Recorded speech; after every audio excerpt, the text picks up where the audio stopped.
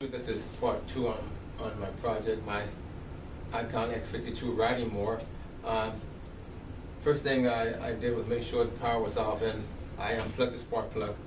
This is the belt that broke from that mower. I was asked if I knew how to replace that, or was I mechanically inclined, which I took the challenge, and I was.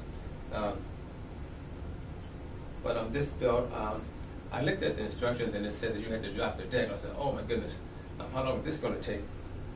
Once I examined the mower and looked at the instructions, and I thought, now wait a minute, it looks like I have about four bolts, 4 screws, 2 pins that were located up front to take off.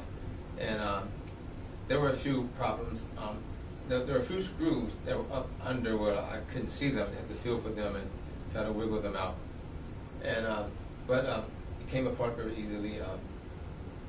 And once I found out how it disassembled, the reassemble was very quick and easy.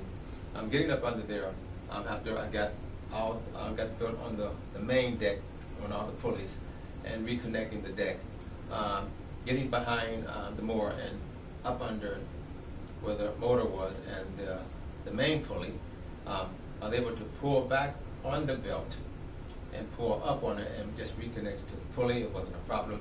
This belt was spring-loaded, or had a lot of give way there on the spring system, and I was able to put the belt back on. So virtually to the end result, the owner was happy. He's riding around now, testing out the virtually 2. Thanks for watching.